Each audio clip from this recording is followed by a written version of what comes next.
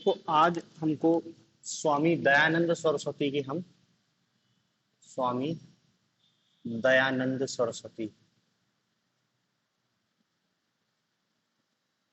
इनके विचारों को आज समझते हैं कि स्वामी दयानंद सरस्वती क्या हो गया। हाँ अरविंद कल कंप्लीट कर दिया। ठीक है, स्वामी दयानंद सरस्वती। देखो कुछ फैक्ट है जो याद रखना है, फिर इनके दार्शनिक विचारों की तरफ जाएंगे कि इनका जो वास्तविक नाम है वो है मूल शंकर। मूल शंकर, मूल शंकर इनका वास्तविक नाम है। इनका जन्म 1824 टंकारा गांव मोरावी जनपद, 1824 टंकारा गांव मोरावी जनपद, और ये कहाँ है? गुजरात, सौराष्ट्र। इनके जो गुरु थे, इनके गुरु स्वामी विरजानंद, मथुरा के संत थे वो।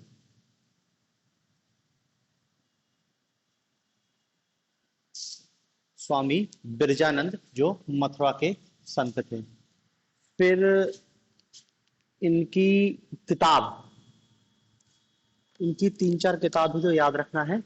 एक इनकी महत्वपूर्ण रचना है सत्यार्थ प्रकाश। सत्यार्थ प्रकाश, सत्यार्थ प्रकाश में ही पहली बार स्वराज शब्द का प्रयोग इनके द्वारा किया गया था। दूसरी है वेद भाष्य भूमिका। ऋग्वेद भाष्य भूमिका भी कहते हैं, बात एक ही है। वेद भाष्य भूमिका, वेद भाष्य भूमिका कह लो या ऋग्वेद भाष्य भूमिका, क्योंकि उन्होंने ऋग्वेद पर ही भाष्य लिखा था, वही है ऋग्वेद भाष्य भूमिका। तीसरी इनकी किताब है अद्वैत मत का खंडन। अद्वैत मत का खंडन, अद्वैत मत का खंडन। फिर एक और किताब है पाखंड खंडन। पाखंड खंडन, अद्वैत मत का खंडन, पाखंड खंडन, और वेदों की व्याख्या। इतनी कुछ प्रमुख किताबें हैं। तीसरी चीज यह एक और याद रखना है कि 1875 में इन्होंने आर्य समाज की स्थापना की। 1875 में आर्य समाज की स्थापना की।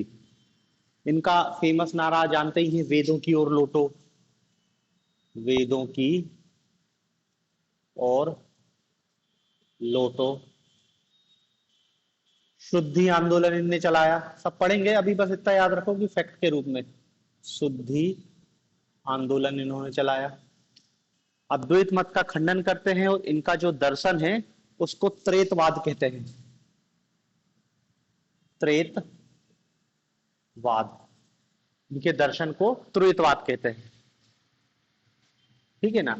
बाकी वर्तमान में भी आर्य समाज अपना कार्य संचालन कर रहा है। इनके डीएवी स्कूल, दयानंद एंग्लो वैदिक विश्वविद्यालय, गुरुकुल भी चल रहे हैं। जो सबसे पहला गुरुकुल कांगड़ी में खोला गया था, और गुरुकुल भी सतत संचालित है, और डीएवी स्कूल भी पूरे भारत में संचालित है। ये आर्य समाज आज भी कार्य कर रहा है। ठीक है ना। तो ये कुछ बेसिक जानकारी है जो आपको पता होनी चाहिए। अब हम अपनी मूल चीज पे आते हैं, इनकी विचारधारा क्या है। मेन इनकी विचारधारा है, उसको पकड़ते हैं, बाकी बात आगे देखेंगे। देखो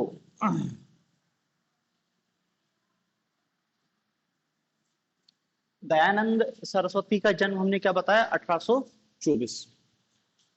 1824 तो 1800 से लेके 1900 तक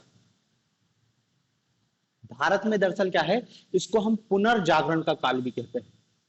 अब देखेंगे बहुत सारे समाज सुधारक इस काल में पैदा हुए।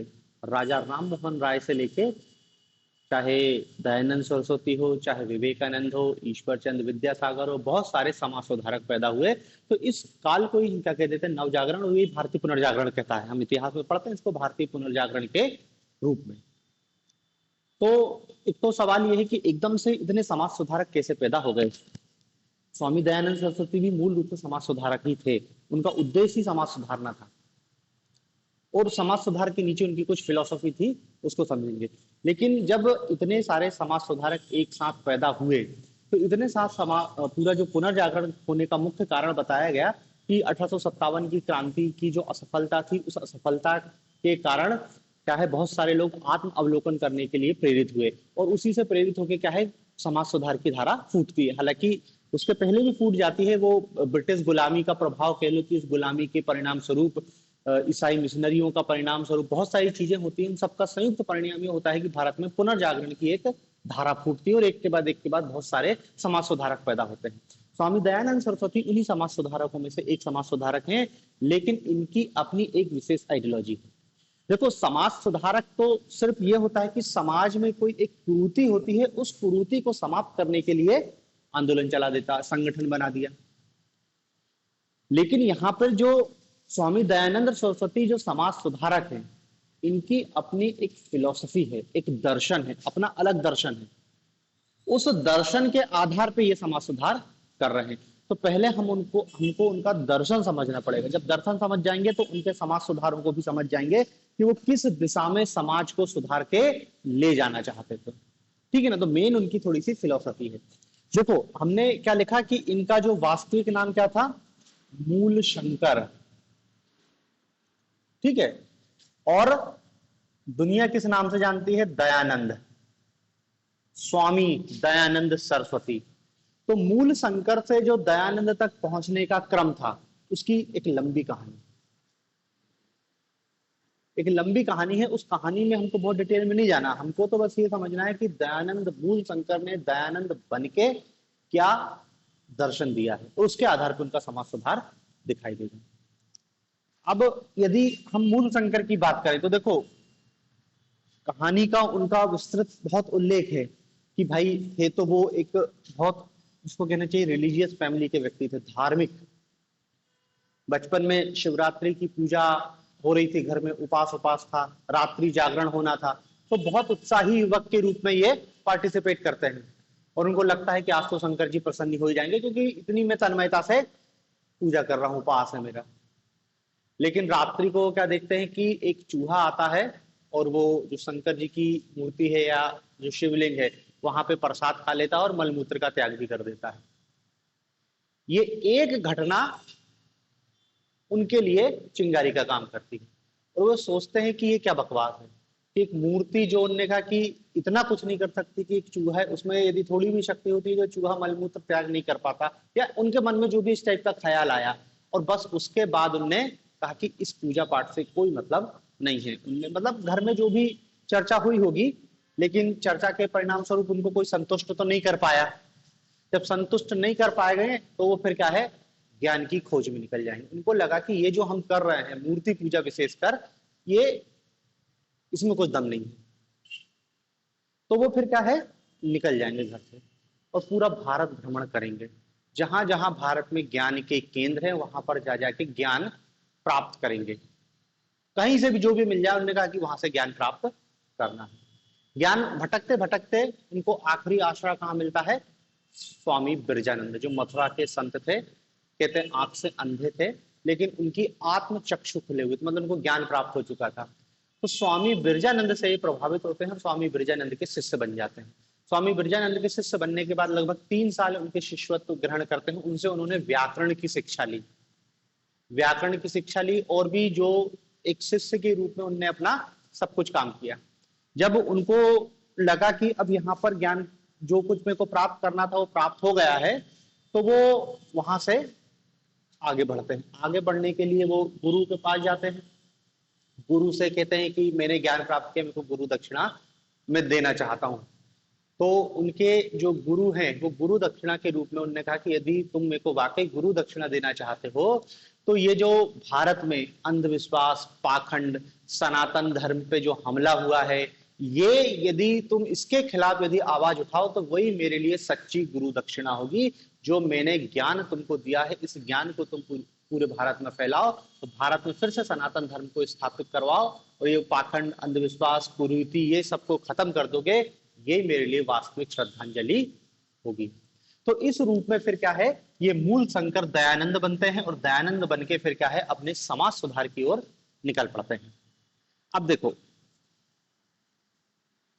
थे मूल उनका उद्देश्य क्या था, सामाजिक सुधार, सामाजिक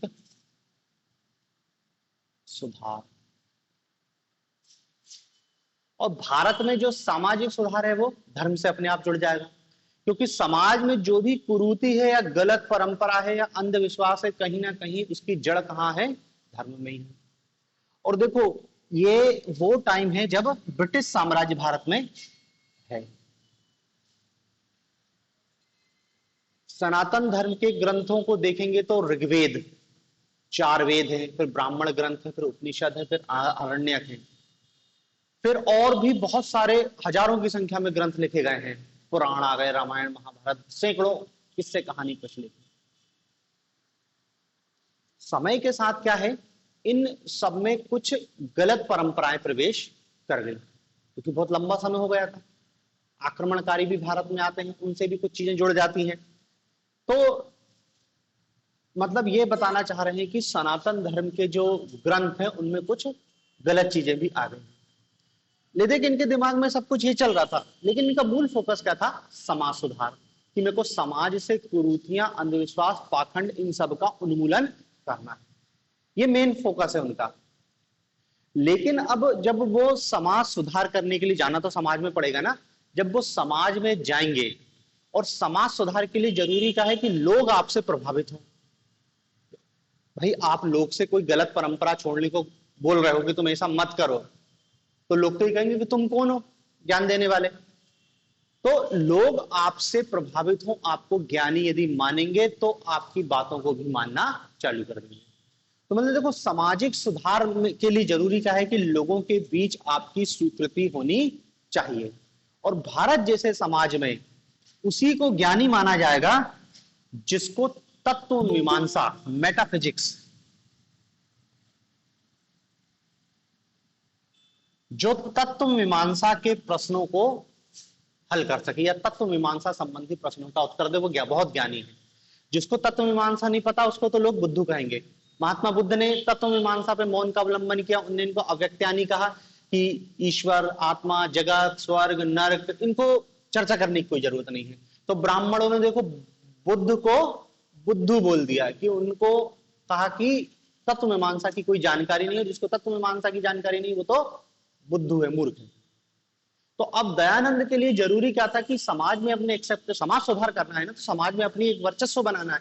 तो उसके लिए जरूरी क्या है कि तत्व मीमांसी प्रश्नों का उत्तर दो, कि लोगों के बीच जाओ, चर्चा धार्मिक शुरू होगी, और धार्मिक चर्चा में यही पूछेंगे कि अच्छा बताओ ईश्वर क्या है, अच्छा बताओ आत्मा क्या होती है, मोक्ष क्या होता है, पुनर्जन्म क्या होता है, स्वर्ग क्या है, नरक। अब जो व्यक्ति जितनी अच्छी इसकी व्याख्या कर देगा वो शास्त्रार्थ में जीत जाएगा, उसकी ख्याति बढ़ जाएगी। तो करना समाज सुधार है, लेकिन भारत जैसे समाज में समाज सुधार करना है, समाज में अपनी स्वीकृति स्थापित करनी है, तो व्यक्ति को तत्व मीमांसा, जो व्यक्ति तत्व मीमांसा पर मौन है वो तो भारतीय समाज में देखो ना, ब्राह्मण ने बुद्ध को ही बुद्धू साबित कर दिया, जो बुद्धू शब्द है वो बुद्ध से ही बना है, क्योंकि बुद्ध ने तत्व मीमांसा में मौन का अवलंबन किया। तो उन्होंने कहा जिनको कुछ नहीं आता, जिसको तत्व मीमांसा के प्रश्न का उत्तर नहीं पता, उससे क्या ही चर्चा करना।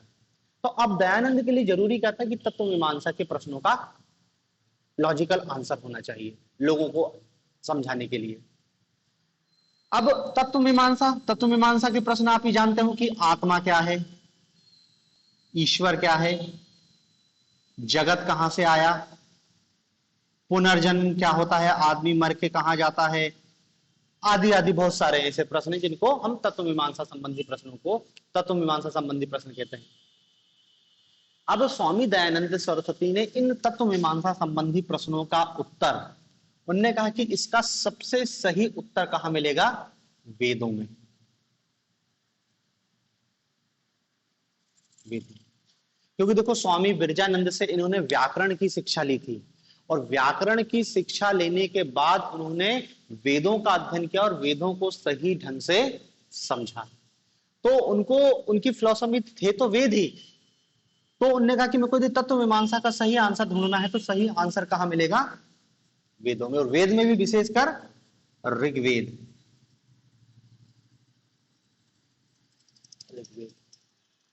अब बस यहीं से वो क्या है, ऋग्वेद की व्याख्या करना चालू करेंगे, वेदों की व्याख्या करेंगे और वेदों से ही कहेंगे कि मेरी पूरी फिलॉसफी वेदों पर निर्भर है और जो सच्चा सच है वो वेदों में ही है। वेदों के अतिरिक्त जो भी है वो सब प्रोपेगेंडा है, झूठ है, उसमें गलत इंटरप्रिटेशन है। समय के साथ बहुत सारी गलतियां आ गई हैं, लोगों ने अपने स्वार्थ के लिए कुछ चीजों को उसमें इंटरप्रिटेट समाहित कर दिया है, बहुत सारी चीजें हैं। और देखो वेद के अतिरिक्त जो भी ग्रंथ है, भाई देखो वेद थोड़े से जटिल है, तो वेदों को पढ़ने के लिए क्या है, उन्होंने कहा भैया ब्राह्मण ग्रंथों की रचना कर दी। ब्राह्मण ग्रंथ भी लोगों को कठिन लगे, उनने कहा कि उपनिषद भी बना दो, सिर्फ जो उनने कहा ब्रह्म ज्ञान की चर्चा करेगा उपनिषद के माध्यम से। इसमें भी समस्या प्रतीत हो रही, तो उनने कहा है कि पुराणों की रचना की गई, कि जो वेद में जो ज्ञान है उसको हम किस्से और कहानियों के माध्यम से समझाएंगे, पुराणों की रचना की गई। रामायण महाभारत जैसे ग्रंथ लिखे गए। तो ले देके देखो जो सनातन ग्रंथ, सनातन जो धर्म है उसका जो साहित्य लगातार विस्तृत होते जाता है। लेकिन अब दयानंद कहते हैं कि देखो समस्या यही है कि ये जो बाद की व्याख्या है ना, ये सब वेदों से ही निकल के आ रही है, लेकिन इनमें क्या है बहुत सारी गलत चीज आ गई। अवतारवाद आ गया है, मूर्ति पूजा आ गया है, वेद में ना अवतारवाद है, वेद में ना मूर्ति पूजा है, और इनमें ये सब बातें हैं, किससे कहानी पता नहीं क्या क्या, किसका क्या अर्थ निकाला गया है। वो कहते हैं कि देखो यदि आपको वेदों को अच्छी तरीके से समझना है तो आपको वेदांग, जब अपन इतिहास पढ़ते हैं तो वेदांग की चर्चा करते हैं कि भाई व्याकरण, निरुक्त, 6 अंग बताए गए ना वेद के, कि ये एक, उन्होंने कहा कि ये वेद की आंख है, ये वेद की क्या कान है, ये ज्योतिष, ज्योतिष वेद की आंख है, ये कान है, छंद वेद के पैर, ऐसे 6 अंग बताए गए थे ना। यदि आपको वेदों का सही अर्थ समझना है तो इन 6 चीजों की जानकारी होनी चाहिए, जिनको वेदांग कहते हैं। 6 चीज, ज्योतिष है, निरुक्त है, व्याकरण है, छंद है, 2 चीजों और ऐसी 6 चीजों की जानकारी होनी चाहिए। जब तक तुम इन 6 चीजों को नहीं समझोगे वेद का सही अर्थ नहीं समझ पाओगे। आपको अच्छे से व्याकरण आनी चाहिए, संस्कृत की व्याकरण की जानकारी नहीं होगी तो वेद का सही अर्थ नहीं समझ पाओगे।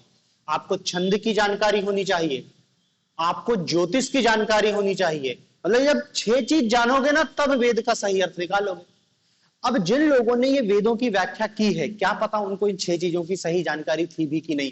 क्योंकि देखो जब अंग्रेज आए थे तो अंग्रेजों ने इन मैक्स मूलर के माध्यम से वेदों का ट्रांसलेशन करवाया था। अब मैक्स मूलर को इन 6 चीजों की जानकारी थोड़ी थी, संस्कृत की थोड़ी बहुत व्याकरण जानी और वेदों की उसने ट्रांसलेशन कर दिया। और वेदों का ट्रांसलेशन करने के बाद उन्होंने बोल दिया इनमें कुछ नहीं है, बकवास टाइप की चीज लिखी है। वो तो आर्य लोग आए थे जो भेड़ जानवर चराते थे, उन लोगों की कुछ बातें और कुछ भी नहीं है, उन्होंने पूरी तरीके से खारिज कर दिया। अब दयानंद फिर इस वेद की व्याख्या करते हैं और वेद की व्याख्या के क्रम में जो चीज वेद में नहीं है उनने कहा कि वो सनातन धर्म का हिस्सा भी नहीं है।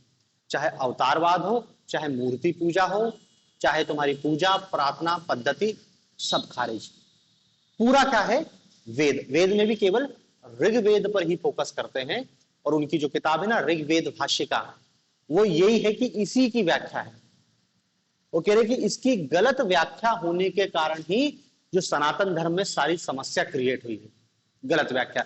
जैसे वो उदाहरण देते हैं कि भैया वेदों में लिखा है कि 33 कोटि के देवता हैं,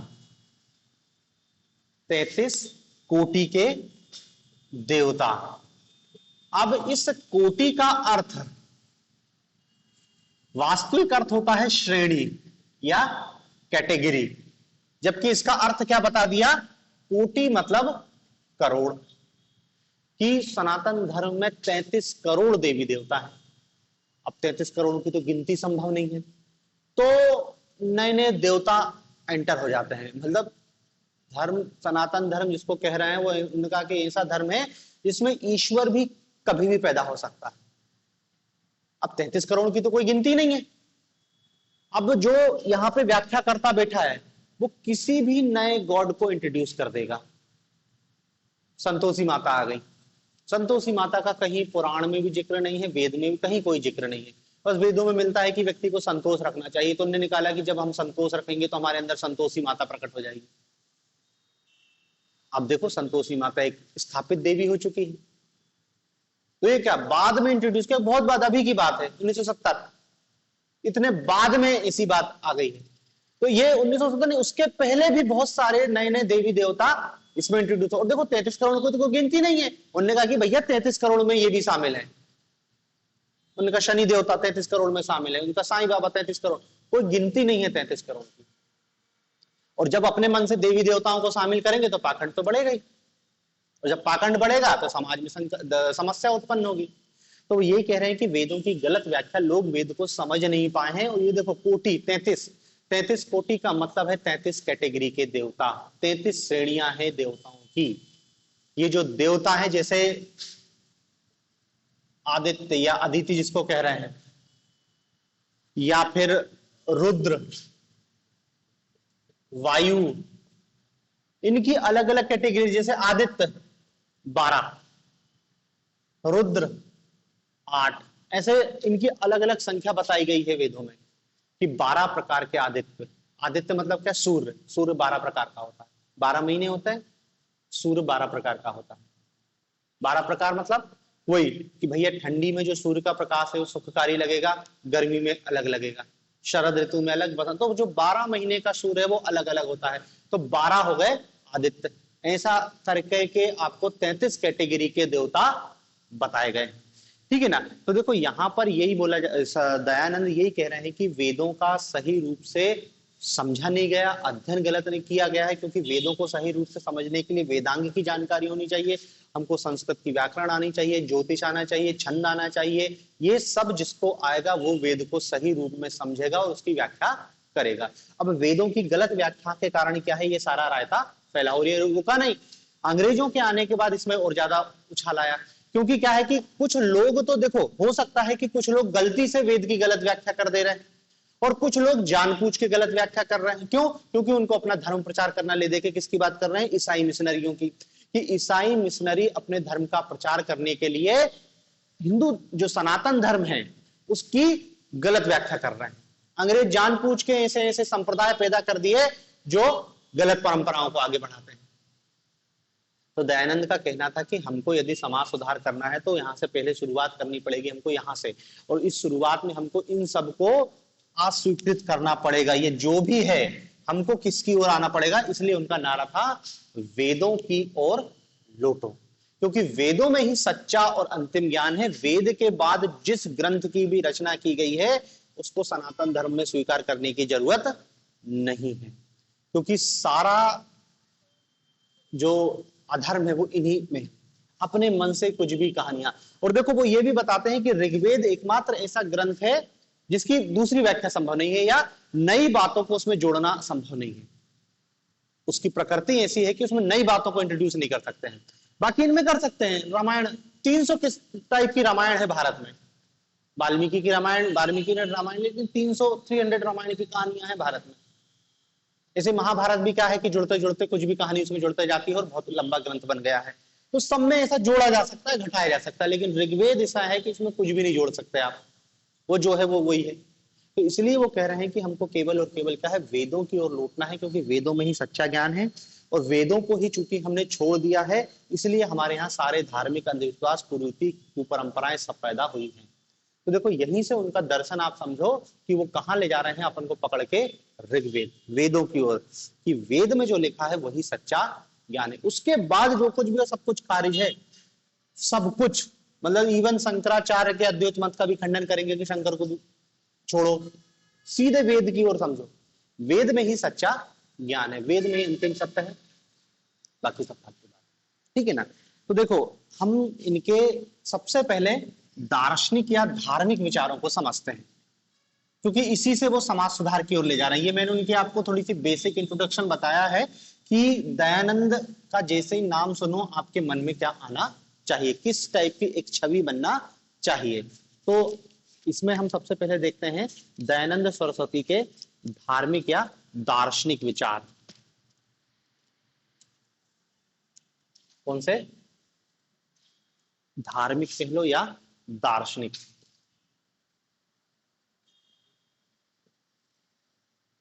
दार्शनिक या धार्मिक विचार। दार्शनिक या धार्मिक विचार। अब देखो थोड़ा सा, हालांकि धार्मिक और दार्शनिक विचार में भी थोड़ा सा अंतर हो जाता है, लेकिन अपन एक ही मान के चलो कि चाहे दार्शनिक पूछे चाहे धार्मिक पूछे, हमको इन्हीं सब बातों का उल्लेख करना है। केवल दार्शनिक विचार पूछेगा तो दार्शनिक विचार पहले बताया दयानंद ने त्रेतवाद का समर्थन किया था, ठीक है ना। लेकिन वो बहुत, हम उसको 200 शब्द में लिखना हमारे लिए थोड़ा सा कठिन हो जाएगा, इसलिए हम अन्य बाकी चीजों को भी जोड़ेंगे। तो देखो जब हम उनके दार्शनिक विचारों की चर्चा करते हैं तो दार्शनिक विचारों में उनने क्या बताया, सबसे पहला पॉइंट हम क्या बता देंगे, वेद। उनके दार्शनिक विचारों का आधार वेद, और कौन सा वेद, खासकर ऋग्वेद। ऋग्वेद और दार्शनिक विचारों के आधार में हम उनको क्या बोल रहे हैं, ऋग्वेद से ही उनने जो दर्शन दिया वो क्या है, त्रेतवाद कहलाता है। शंकराचार्य का दार्शनिक विचार त्रेतवाद कहलाता है। त्रेतवाद, ठीक है ना। तो अब देखो इस समझते हैं त्रेतवाद क्या होता है। देखो वेद नहीं है, अलग से कुछ नहीं है, वेद ही है जो कुछ है, अंतिम और सच्चा ज्ञान। उसी वेद की व्याख्या कर रहे हैं दयानंद, अपने हिसाब से कुछ नहीं बता रहे। वो कह रहे वेद में जो लिखा है उसी की मैं व्याख्या करके तुमको बता रहा हूं, त्रेतवाद। तो देखो दार्शनिक विचार में क्या लिखना है हमको, त्रेतवाद पे फोकस करना है।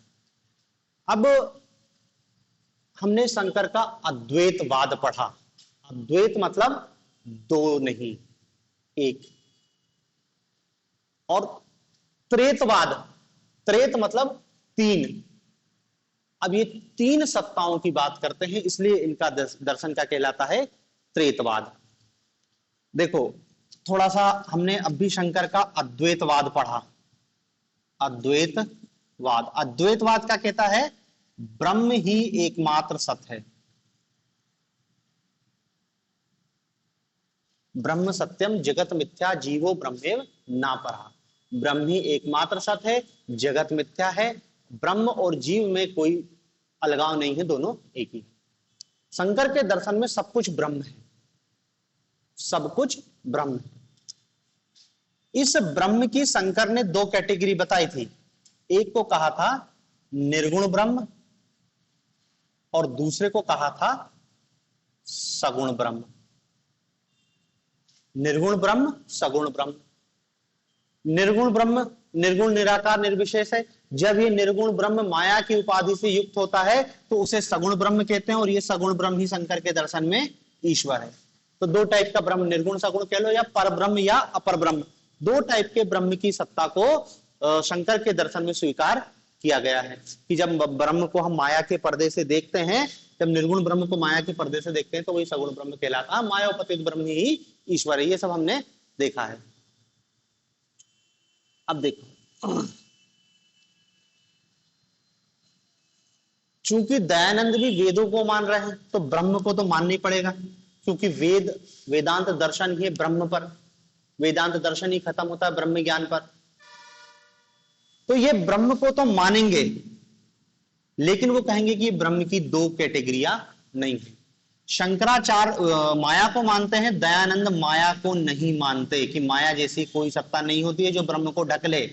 ब्रह्म केवल निर्गुण होता है, निर्गुण निराकार निर्विशेष ब्रह्म ही एकमात्र ब्रह्म है। निर्गुण निराकार असीमित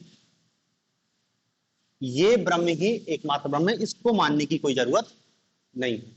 तो वो केवल और केवल क्या है, निर्गुण ब्रह्म की सत्ता को मानते हैं। तो देखो शंकर और इनमें पहला अंतर तो यही हो गया। देखो यहीं से त्रेतवाद निकल के आएगा।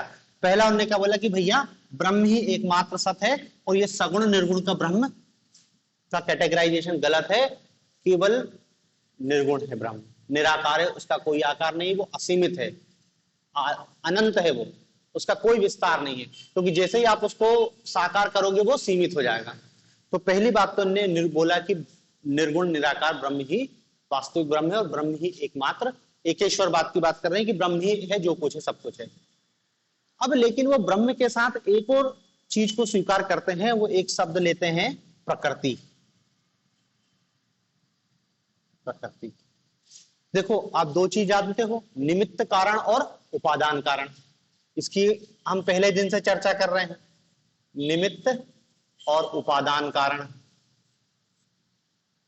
निमित्त कारण उपादान कारण, निमित्त कारण मतलब जो उसका बनाने वाला है, और उपादान जिससे बनाया जा रहा है। जैसे घड़ा, घड़ा में मिट्टी उपादान कारण है और कुम्हार निमित्त कारण। यहां पर जगत की उत्पत्ति के संदर्भ में शंकर क्या कह दे रहे हैं कि सब कुछ तो ब्रह्म ही है, ब्रह्म ही उपादान है, ब्रह्म ही निमित्त है, सब कुछ ब्रह्म है। शंकर के अपोजिट दयानंद सरस्वती ये कहते हैं कि ये जो प्रकृति है, इस प्रकृति से जगत की उत्पत्ति होती है।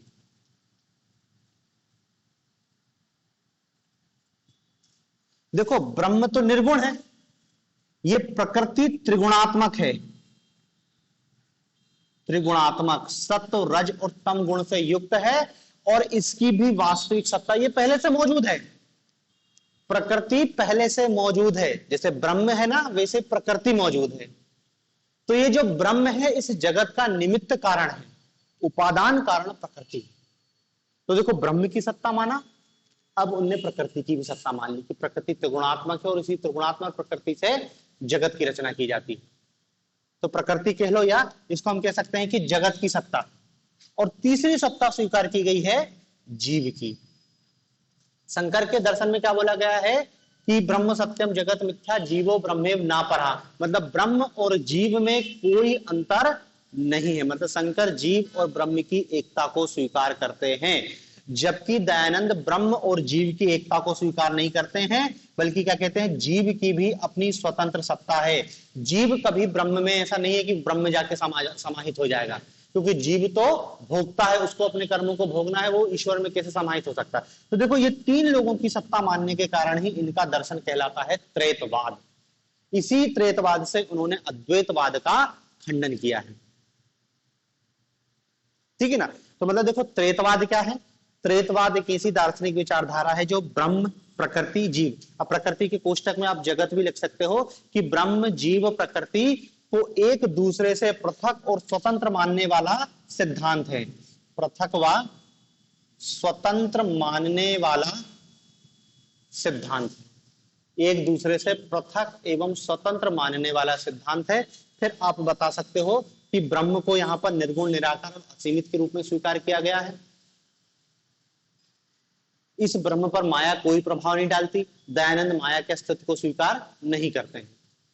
फिर ब्रह्म के साथ साथ दूसरी सत्ता को स्वीकार करते हैं प्रकृति, ठीक है ना, कि प्रकृति पहले से मौजूद थी और ये प्रकृति जगत का उपादान कारण है। ब्रह्म प्रकृति का निर्माण हवा में से नहीं करते कि नथिंग से उत्पन्न कर दिया, प्रकृति पहले से मौजूद थी। प्रकृति में तीन गुण थे, सत्व रज त्रिगुणात्मक है प्रकृति, इसी त्रिगुणात्मक प्रकृति से ये नाना रूपात्मक जगत की उत्पत्ति की गई है। तो ब्रह्म सत्य, दूसरा प्रकृति भी सत्य, और तीसरा सत्य वो स्थापित करते हैं जीव, कि दयानंद जीव और ब्रह्म की एकता को अस्वीकार करते हैं और ब्रह्म से पृथक जीव की स्वतंत्र सत्ता को स्वीकार करते हैं, ठीक है ना। तो देखो यही है उनका त्रैतवाद, ठीक है ना। शंकर से डिफरेंस याद रखना, शंकर के अद्वैत मत का खंडन कर दिया है, क्योंकि तीन सत्ता, शंकर कह रहा है केवल ब्रह्म, ब्रह्म के अतिरिक्त नथिंग, ये कह रहे नहीं ब्रह्म भी है, प्रकृति भी है, जीव भी है, इसलिए ये हो गया त्रैतवाद।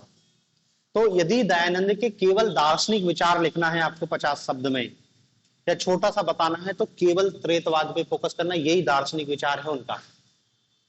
हाँ, फिर जब धार्मिक विचारों की चर्चा करेंगे तब धार्मिक विचार थोड़े से और भी हम इसमें लिख सकते हैं, धार्मिक विचार के अंतर्गत उनका दार्शनिक विचार आ जाएगा, लेकिन फिर और चीज भी बतानी पड़ेगी, ठीक है ना। मतलब देखो यदि आपसे 200 वर्ड में पूछ रहा है कि दयानंद सरस्वती के दार्शनिक विचारों को समझाइए, तो आप एक पैराग्राफ के रूप में त्रेतवाद को समझाओगे कि त्रेतवाद ही उनकी दार्शनिक विचारधारा है, ज्यादा फोकस त्रेतवाद पे करोगे, लेकिन फिर आपको थोड़ी सी कुछ और चीज भी बतानी पड़ेगी। लेकिन यदि पूछ रहा है दयानंद सरस्वती के धार्मिक विचारों की चर्चा करो, तब इस त्रेतवाद को केवल एक पैराग्राफ में समाहित कर देना कि धार्मिक विचारधारा में पहला लिख देना दार्शनिक विचारधारा, और दयानंद की दार्शनिक विचारधारा त्रेतवाद कहलाती है। त्रेतवाद एक ऐसी विचारधारा है जो मानती है कि ब्रह्म, प्रकृति और जीव तीनों की एक दूसरे से पृथक और स्वतंत्र सत्ताएं होती है। बस ज्यादा में नहीं लिखना, फिर अपन लिख देंगे कि वो एकेश्वरवाद को मानते हैं, फिर लिख देंगे कि मूर्ति पूजा, क्योंकि धार्मिक विचारधारा में कुछ और भी, लेकिन यदि दार्शनिक विचारधारा है तो थोड़ा सा इसको डिटेल में आपको लिखना पड़ेगा, ठीक है ना। तो मतलब देखो, इनकी विचारधारा भी वेदों पर आधारित है, मतलब ये भी वेदांत फिलोसफी से ही कनेक्ट है, लेकिन शंकर की वेदांत फिलोसफी से अलग है। अरविंद की हमने फिलोसफी पढ़ी थी, वो भी वेदांती है, लेकिन वेदांत से भी उन्होंने थोड़ा सा अलग रूप ले लिया। ये और अलग रूप ले रहे हैं, क्योंकि ये ब्रह्म की सत्ता भी मान रहे हैं, जगत की सत्ता भी मान रहे हैं और जीव की सत्ता भी मान रहे हैं, तीनों चीज को स्वीकार कर रहे हैं, ठीक है। तो पहला पॉइंट ये आपको बताना पड़ेगा, त्रेतवाद, तीन चीज, तीन सत्ताएं, ब्रह्म, प्रकृति और जीव, तीनों एक दूसरे से पृथक, स्वतंत्र और निरपेक्ष अस्तित्व है एक दूसरे का, और इन्हीं तीन सत्ताओं को मानने के कारण इनके सिद्धांत को क्या कहते हैं, त्रेतवाद कहते हैं, ठीक है। फिर अब देखो, दार्शनिक विचारधारा केवल इतना ही है, बार बार कह रहा हूं, दार्शनिक विचारधारा पूछेगा तो त्रेतवाद पे ही फोकस करना है, लेकिन जब वो धार्मिक विचार पूछेगा तो एक पैराग्राफ में आप पहला पॉइंट लिख देना त्रेतवाद, दूसरे पॉइंट में क्या लिखोगे कि धार्मिक विचारधारा में आ जाएगा एकेश्वरवाद, एकेश्वरवाद, एकेश्वरवाद। और देखो, नाम से ही ईश्वर है, स्पष्ट है कि दयानंद सरस्वती एक ईश्वर की सत्ता को स्वीकार करते हैं। पहली बात तो ये मान लो, ईश्वर को तो मान ही रहे हैं, लेकिन ईश्वर कैसा है, एक है। एक ही ईश्वर की सत्ता को जो दर्शन स्वीकार करता है, इसे दर्शन को हम एकेश्वरवाद कहते हैं। लेकिन अब जैसे एकेश्वरवाद कह रहे हैं, हम वेदों को पढ़ेंगे तो वेदों में ईश्वर या देवताओं की 33 कैटेगरियां बताई गई हैं। भाई कैटेगरी को तो दयानंद भी स्वीकार कर रहे हैं ना, चलो 33 करोड़ नहीं, लेकिन 33 कैटेगरी तो है ना, यम है, ब्रह्मा विष्णु महेश है, कुबेर है, अदिति है, अग्नि है, इंद्र है, वायु है, मरुत है, ये देवता है। तो फिर जब वेदों पर आधारित है तो वेदों में तो अलग अलग देवताओं की चर्चा की गई है, और तुम कह रहे कि नहीं नहीं, ईश्वर तो एक ही होता है, तो कैसे है। तो देखो, फिर शंकराचार्य ये समझाते हैं कि देखो भाई, ईश्वर तो एक ही है, लेकिन जो तुमको वेदों में अलग अलग नाम के देवता दिखाई देते हैं, दरअसल वो उनका नाम नहीं है, वो उनका फंक्शनल नेम है, फंक्शनल नाम, कार्यात्मक नाम। फंक्शनल नाम समझ रहे हैं ना, कार्यात्मक। जैसे एक व्यक्ति रहता है, उसकी अलग अलग भूमिका रहती है, कि एक व्यक्ति ऑफिस में बैठा तो वो क्लर्क है ऑफिस का, तो वो क्या हो गया, क्लर्क हो गया। जब वो मार्केट जाके कोई सामान खरीदता है तो दुकानदार के लिए वही व्यक्ति क्या हो गया, ग्राहक हो गया। जब वो व्यक्ति घर पहुंचता है तो वो हो सकता है किसी के लिए पिताजी हो, किसी के लिए भाई हो, किसी के लिए पति हो, किसी के लिए बेटा हो, और हो सकता है किसी का दोस्त हो, किसी का प्रेम, कुछ भी हो सकता है। व्यक्ति तो एक ही है, एक ही व्यक्ति है ना, लेकिन देखो उसके नाम अलग अलग हैं। कहीं वो क्लर्क है, कहीं वो ग्राहक है, कहीं वो पिता है, कहीं वो पति है, कहीं एक ही व्यक्ति के अलग अलग भूमिका है, और अलग अलग भूमिका से अलग अलग नाम हो गए। तो यही दयानंद समझाने की ईश्वर तो एक ही है, लेकिन जब वो अलग अलग काम करने जाता है ना, कि जब ईश्वर वर्षा करने गया तो हमने उसको इंद्र नाम दे दिया, जब फसल पकाने की बारी आई तो सूर्य आ गया तो हमने उसको आदित्य नाम दे दिया। एक ही है। वो जो कैटेगरी दिखाई दे रही है वो क्या है, उनके अलग अलग फंक्शनल नेम है, प्रकार्यात्मक नाम कह लो, या भूमिका के आधार पर बताए गए नाम है, ठीक है ना। और इस चीज को नहीं समझ पा रहे, इसलिए हमने क्या है, अलग अलग देवताओं की हम पूजा करना चालू कर दी।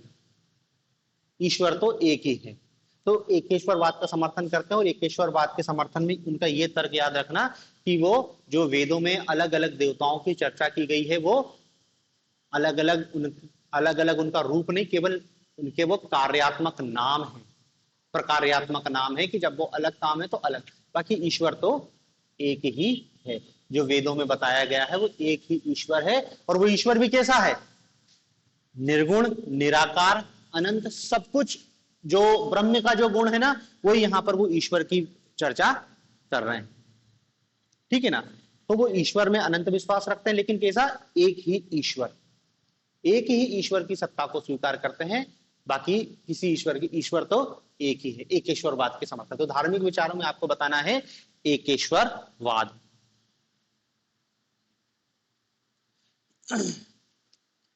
फिर एकेश्वरवाद के बाद वो दूसरी बात करते हैं मूर्ति पूजा का विरोध।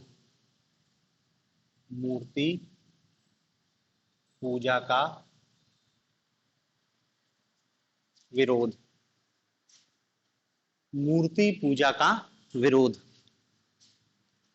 देखो अभी मैंने तुमको उनकी बचपन की कहानी बताई कि वो जो शंकर जी की पूजा कर रहे हैं, तो चूहे जो कुछ भी गंदगी कर रहा है उसको देख के उनके मन में मूर्ति पूजा के प्रति जो श्रद्धा थी वो पूरी तरीके से समाप्त हो गई। और ये मूर्ति पूजा का विरोध उनके धार्मिक चिंतन का एक अभिन्न अंग बन गया। और फिर ये देखो मूर्ति पूजा का विरोध क्या कहेंगे कि देखो भैया, किसी वेद में मूर्ति पूजा का उल्लेख नहीं है,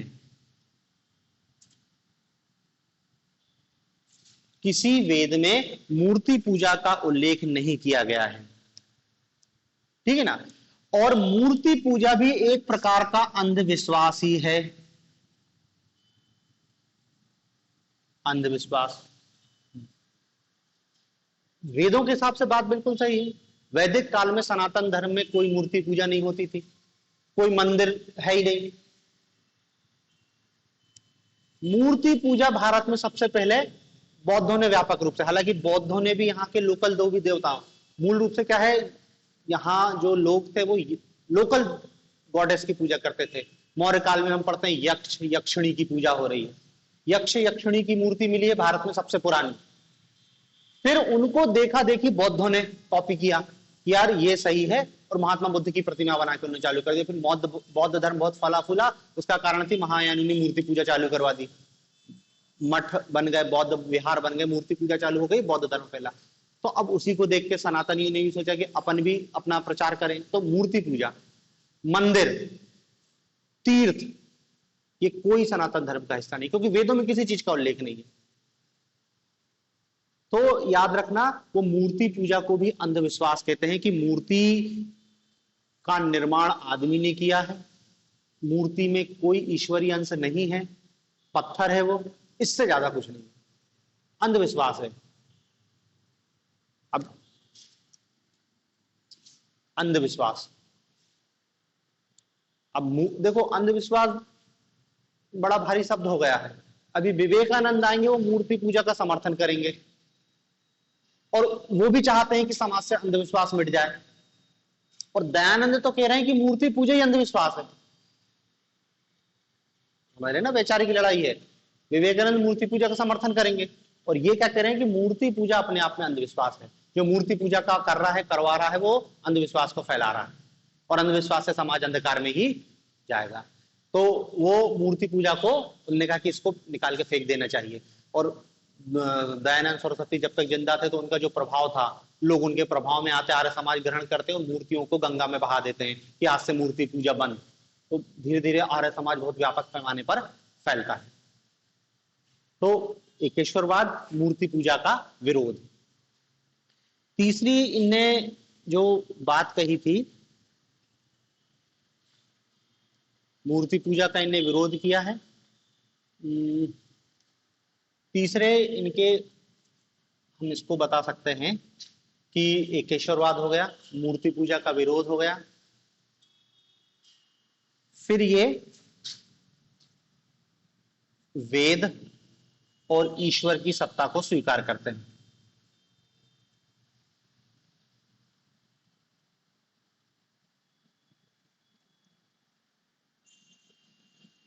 दयानंद वेद और ईश्वर की सत्ता को स्वीकार करते हैं और ये स्पष्ट रूप से कहते हैं कि ईश्वर ही इस जगत का सृष्टि करता है, पालन करता है, वही इसमें व्यवस्था को बनाए रखता है। बस वो इसका निमित्त कारण, उपादान कारण नहीं, क्योंकि उपादान कारण तो प्रकृति को मानते हैं। तो वेदों की सत्ता को स्वीकार करते हैं, ईश्वर ने ही मनुष्य तथा अन्य प्राणियों की रचना की है और ईश्वर ने ही मानव का मार्गदर्शन करने के लिए वैदिक ग्रंथों की रचना की है। तो जो वेद है वो ईश्वर का मार्गदर्शन करने के लिए बनाए गए ग्रंथ हैं। समस्त ज्ञान कहां पर सीमित निहित है? वेदों में ही निहित है। इसलिए देखो बार बार कहते हैं वेदों की ओर लौटो, क्योंकि समस्त ज्ञान वेदों में ही निहित है। और यदि कोई व्यक्ति वेद से विमुख हो जाएगा तो वो समझ लो वो अधर्म के रास्ते पर चलेगा। इसलिए देखो वो क्या करते हैं कि बौद्ध, जैन, जिन्होंने वेदों की सत्ता को स्वीकार नहीं किया, नास्तिक पढ़ा ना अपन ने, बौद्ध और जैन, इन्होंने वेदों की सत्ता को तो स्वीकार नहीं किया है, तो बौद्ध और जैन धर्म को भी खारिज करते हैं दयानंद। उनका यह कहना था कि चूंकि इन्होंने वेदों की सत्ता को स्वीकार नहीं किया, और वेदों की सत्ता, वेद जो हैं वो सत्य ज्ञान के स्रोत हैं, ठीक है ना, तो उनके दर्शन में, उनके धर्म में वेद और ईश्वर की सत्ता को स्वीकार किया गया है। मूर्ति पूजा का विरोध किया गया है, अवतारवाद का विरोध किया गया है। अवतारवाद, अब देखो ये दोनों ही चीज वर्तमान में सनातन धर्म का अभिन्न हिस्सा है, मूर्ति पूजा और अवतारवाद, और दोनों को ही दयानंद खारिज कर रहे हैं कि अवतारवाद भी एक पोपल कल्पना है। वही वेद को तुम सही ढंग से नहीं समझ पाए, इसलिए तुमने अवतारों को कर दिया और अवतार को कह दिया कि ईश्वर होंगे। अब और देखो फिर अवतारों की भी कोई संख्या नहीं है। उन्होंने कहा कि विष्णु के 11 कर दिए, शंकर के 27 अवतार कर दिए, जो भी है भविष्य में अवतार होगा, एक नई कहानी रचना कर दी पुराणों। ये सब फालतू बात है, ये भी अंधविश्वास ही है। मूर्ति पूजा, मंदिर अंधविश्वास है।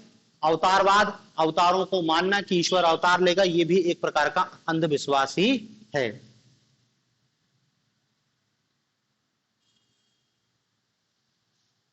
एक और पॉइंट बताना पड़ेगा, आत्मा की स्वतंत्रता पर इनने बल दिया है। आत्मा की स्वतंत्रता, दयानंद सरस्वती का मानना था कि आत्मा मूल रूप से स्वतंत्र है। मूल रूप से स्वतंत्र है मतलब क्या है? आत्मा को कर्म करने की स्वतंत्रता है।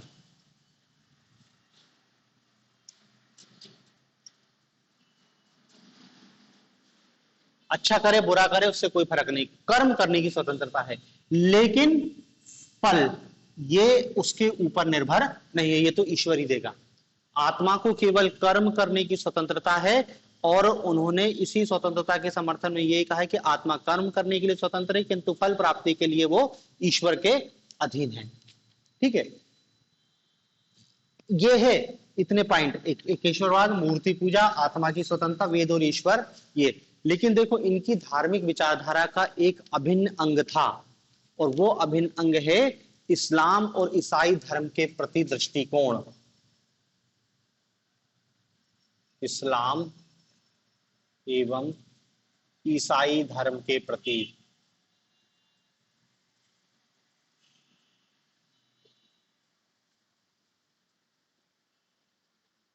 ईसाई एवं इस्लाम धर्म के प्रति दृष्टिकोण। उन्होंने जो अपनी किताब लिखी थी सत्यार्थ प्रकाश, उस सत्यार्थ प्रकाश में पूरा मतलब एक चैप्टर ही समर्पित किया है इस्लाम की व्याख्या में, और एक चैप्टर समर्पित किया है ईसाई धर्म की व्याख्या में। ऐसा उनको इसलिए करना पड़ा क्योंकि देखो ये जो वो दौर था जब क्या है, ईसाई मिशनरी बहुत तेजी से अपना प्रचार प्रसार कर रही थी, सरकार का समर्थन था ना, सरकार ईसाई धर्म के प्रचार में पैसा खर्च कर रही थी, सनातन धर्म को खत्म करवाना चाह रही थी, उनके ग्रंथों का अनुवाद गलत करवा रही, नए नए संप्रदाय खड़े करवा दे रही कि हाँ ठीक है, जितनी गंद मचेगी उतना लोग ईसाई धर्म, मतलब ईसाई धर्म प्रचारक क्या कर रहे थे, हिंदू धर्म ग्रंथों की बुराइयों को लोगों के सामने ला रहे थे कि देखो ये है तुम्हारे धर्म में ऐसा लिखा है और तुमको ऐसा बोला गया है, महिलाओं को ऐसा बोला गया है, ये सारी चीजें। तुम उनने कहा कि प्रभु यीशु की शरण में आ जाओ, यही इस्लाम धर्म के प्रचारक भी कर रहे थे कि इनकी बुराई कर रहे थे। तो अब दयानंद के साथ दोहरी चुनौती थी कि पहले तो अपने धर्म की बुराइयों को समाप्त करना है, तो उन्होंने उसको बोल दिया कि भैया वेद ही सच्चा धर्म है, बाकी सब बकवास है। फिर जब इनके प्रत्युत्तर की जो ईसाई धर्म प्रचारक और इस्लाम धर्म के प्रचारक घूम रहे हैं, इनके प्रत्युत्तर करने के लिए इनने इनकी धर्मों की बुराइयां करना चालू की, मतलब इनके धर्म की जो लूप होल है उनको व्याख्यायित किया। जैसे ये लोग हिंदू धर्म की लूप होल को निकाल निकाल के ला रहे थे ना, दयानंद ने क्या किया, इस्लाम और ईसाइयत में जो गलत बातें थी उनको उनसे क्वेश्चन कर रहे कि जब शास्त्रार्थ होने लगता था तो कहते हैं कि तुम्हारे ईसाई धर्म में तो ये लिखा है, उसमें ये लिखा है, बाइबल में ऐसा है, ये गलत है, वो गलत है। तो उनकी आलोचना भी की है उन्होंने, और उनकी मजबूरी थी आलोचना करना। ऐसा नहीं कि वो नफरत कर रहे हैं या भाई उन पे आक्रमण हो रहा है, तो आक्रमण का प्रति उत्तर तो देना ही पड़ेगा। तो उनके धर्म का एक अनिवार्य हिस्सा है इस्लाम एवं ईसाई धर्म के प्रति उनका दृष्टिकोण। ठीक है ना। तो ये देखो कितने पॉइंट हो गए, 1 2 3 4 5 6 पॉइंट धार्मिक विचारधारा। चाहो तो एक पॉइंट और लिख सकते हो, शुद्धि आंदोलन, ये भी उनकी ही पहल थी। शुद्धि आंदोलन ये भी दरअसल क्या है ना, ईसाइयत और इस्लाम के प्रत्युत्तर के रूप में उन्होंने लाया कि ईसाइयों और इस्लाम ने अपना धर्म का प्रचार कर करके बहुत सारे सनातनियों को अपने धर्म में शामिल कर लिया है। तो उनको अपने धर्म में वापस लाने के लिए उन्होंने क्या चलाया, शुद्धि आंदोलन, कि जो इस्लाम ग्रहण कर चुके हैं उनको हम वापस से सनातन धर्म की दीक्षा दिलाएंगे, शुद्ध कर देंगे, उनको घर वापसी करवाएंगे, शुद्धि आंदोलन। तो शुद्धि आंदोलन भी उनकी धार्मिक विचारधारा का एक हिस्सा था कि जो व्यक्ति इस धर्म को त्याग करा है उसको हमको वापस इस धर्म में लाना है। देखो ये मूल रूप से हमको दयानंद सरस्वती की दार्शनिक विचारधारा या धार्मिक विचारधारा को बताना है। फिर बता दे रहा हूं कि जब दार्शनिक पूछे तो किस पे फोकस करना है, त्रेतवाद पे फोकस करना है, क्योंकि ये भी देखो वेदांत फिलोसफी ही है, लेकिन शंकर की नहीं है वेदांत फिलोसफी। शंकर का वेदांत अद्वैत वेदांत कहलाता है। ये शंकर के अद्वैत वेदांत का खंडन करते हैं और उसके अगेंस्ट में क्या ले आते हैं, त्रेतवाद ले आते हैं। और त्रेतवाद भी आपको पता है 3 पॉइंट ही है, ब्रह्म है, प्रकृति है और जीव है, 3 की सत्ता, स्वतंत्र पृथक सत्ता मानता है, इसलिए वो त्रेतवाद कहलाता है। ब्रह्म इस जगत का निमित्त कारण है, प्रकृति उपादान कारण है। ये जगत कहां से बना है, प्रकृति से ही। मतलब मिट्टी जो घड़ा बन रहा है ना, तो घड़ा बनाने में कुम्हार निमित्त कारण है, लेकिन मिट्टी उपादान कारण है। मिट्टी से ही घड़ा बना रहा है कुम्हार, हवा से घड़ा नहीं बना दे रहा है। तो ब्रह्म ने जो जगत बनाया है वो प्रकृति से बनाया है। प्रकृति बनी हुई थी, पहले से स्थापित थी, उसी प्रकृति से जगत बनाया, फिर जीव जंतु और सबकी उत्पत्ति करी। उनका पालन करता ईश्वर है। और फिर जीव भी स्वतंत्र है। तो 3 की सत्ता मानता है, इसलिए इसको त्रेतवाद कहते हैं। तो उनके दार्शनिक विचारधारा में त्रेतवाद, लेकिन फिर जब धार्मिक विचारधारा को हम एलोबरेट करेंगे तो ये बताना जरूरी है कि वो एकेश्वरवाद में विश्वास रखते थे। उन्होंने मूर्ति पूजा का विरोध किया, उन्होंने अवतारवाद का विरोध किया। वो वेद और ईश्वर की सत्ता को मानते थे, लेकिन उनका ईश्वर ये नहीं है सगुण, क्योंकि वो कहते हैं ईश्वर सगुण हो ही नहीं सकता। तो सगुण ईश्वर नहीं है, मतलब मंदिर ये सब खत्म है। वेदों में जो बात की गई, वेदों में यज्ञ की बात की गई, तो देखो आर्य समाज, अब देखो हालांकि आज के समय में तो आपको आर्य समाज के मंदिर दिखाई देंगे, आर्य समाज के मंदिर होते हैं, लेकिन उन मंदिरों में पूजा पाठ किसी इस टाइप की नहीं होती है कि मूर्ति है और वो है, उसमें यज्ञ आदि काम को होते हैं जो वेदों में थे। वहां पे आपको दयानंद सरस्वती की मूर्ति दिखाई देगी, लेकिन वो पूजा के पर्पज से नहीं है। पूजा तो वो कर ही नहीं रहे, क्योंकि वो मंत्रोच्चारण पर जोर दे रहे हैं, वैदिक मंत्रों की पूजा अर्चना कर रहे हैं, यज्ञ आदि कर रहे हैं। ठीक है ना। ये और एक बात इस्लाम और ईसाई धर्म के प्रति उनका दृष्टिकोण, क्योंकि ये भी उनके धार्मिक विचारों का एक हिस्सा था। चाहो तो शुद्धि आंदोलन में बता सकते हैं। और भी चीजें हैं कि वो जैसे वर्णाश्रम व्यवस्था का समर्थन करते हैं, लेकिन उनको हम चाहे थोड़ा इनके सोशल थॉट में ले जाएंगे, क्योंकि देखो जो वेदों को मान रहा है तो वेदों में वर्ण व्यवस्था है, तो वर्ण व्यवस्था तो माने गई। ठीक है ना। तो जो वेदों को मान रहा है वो इन सब चीज को तो माने गई। तो आपको दार्शनिक या धार्मिक विचारधारा के अंतर्गत ये 7 से 8 पॉइंट आप लिख दोगे, पर्याप्त है। ठीक है ना। इसमें सबसे मेन उनका त्रेतवाद है। अलग से भी क्वेश्चन पूछा जा सकता है, दयानंद के दार्शनिक विचारों को समझाइए, तब आपको त्रेतवाद डिटेल में लिखना है। ठीक है। तो ये इनकी दार्शनिक विचारधारा है। अब देखो हमको उनकी पॉलिटिकल आइडियोलॉजी भी समझनी है और सोशल, लेकिन इसी पर निर्भर रहेगा। ये मेन है, यही मेन है। इसी के आधार पे वो क्या है, अब समाज सुधार की बात करेंगे, और समाज सुधार के साथ साथ उनके पॉलिटिकल सुधार भी हो जाएंगे, क्योंकि भारत गुलाम है। राजनीतिक सुधार भी करने की बोलेंगे ही बोलेंगे। ठीक है ना। तो ये उनके दार्शनिक और धार्मिक विचार हैं। बाकी उनके जो राजनीतिक और सामाजिक विचार हैं वो अपन कल देखेंगे।